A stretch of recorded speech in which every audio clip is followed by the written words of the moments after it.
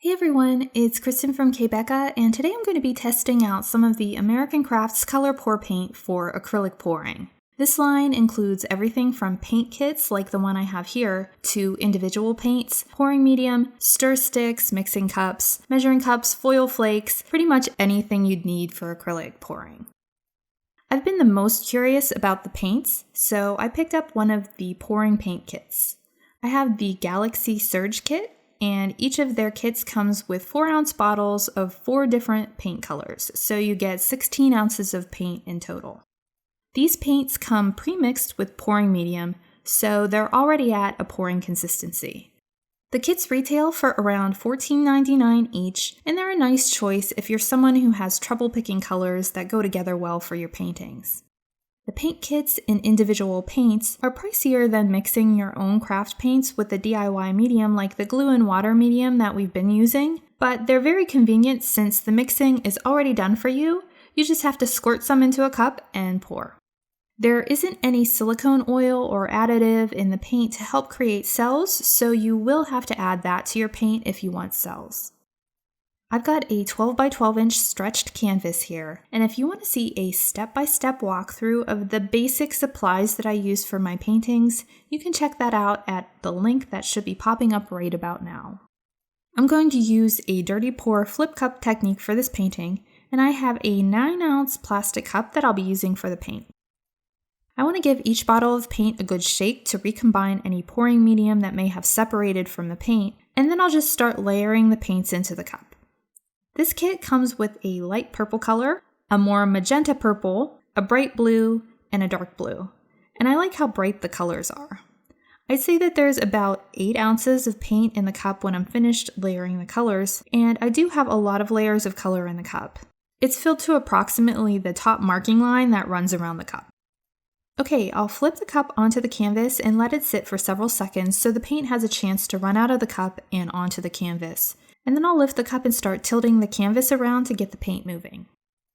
After a minute or so of moving the paint around, I can see slight variations in color on the canvas, but this painting has more of a subtle flat look, which wasn't what I was expecting. This may be because I did a lot of layers of color in the cup before pouring. I do like the look, but it just wasn't what I expected.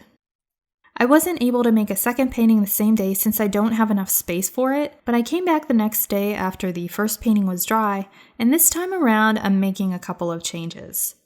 I'll add the remainder of each paint color to 4 different cups, and I'm going to add some silicone oil to each. I had more of the bright blue paint left than any of the other colors, so I'll add about half a teaspoon of silicone oil to the paint and stir it about 6 to 8 times. You can still see oil swirled with the paint, so I didn't stir it too much. I'll add about 1/4 teaspoon of silicone oil to the other colors, and I'll also give them about 6 to 8 stirs each.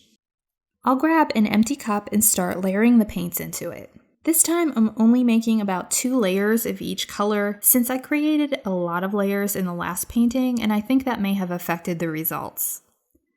I had enough paint left to fill the cup to about the same place as I did with the first cup, so I actually guessed pretty well and used approximately 8 ounces of the paint per painting. I'll flip the cup onto the canvas, let it sit for several seconds before lifting it, and start tilting the canvas to get the paint moving. This time I'm seeing much more color variation, and the silicone oil that I added is helping to create cells throughout the paint. I'm really liking how this is looking, with lots of color variation, as well as a nice area of the darker blue on the right side of the painting. This definitely looks more like I expected the first painting to look. A couple of things that I want to mention about these color pour paints.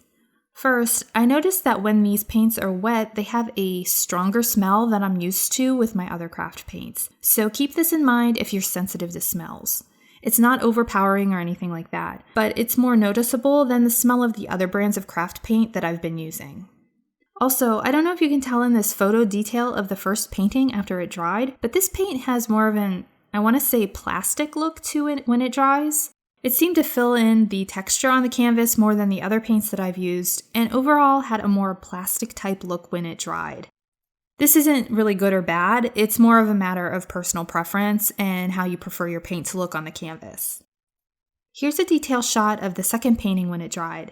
I like how both of these paintings turned out. They're very different from each other, with the more subtle variations in color on the first painting and the more traditional pour painting look of the second. You can find a full list of supplies used for this painting in the description area below or in the area below the video if you're watching on k.becca.com. I hope that you enjoyed this video, and if you did and would like to see more acrylic pour painting projects, it would be great if you'd give it a thumbs up and consider subscribing to my channel. Thanks for watching, and I hope you'll tune in again soon.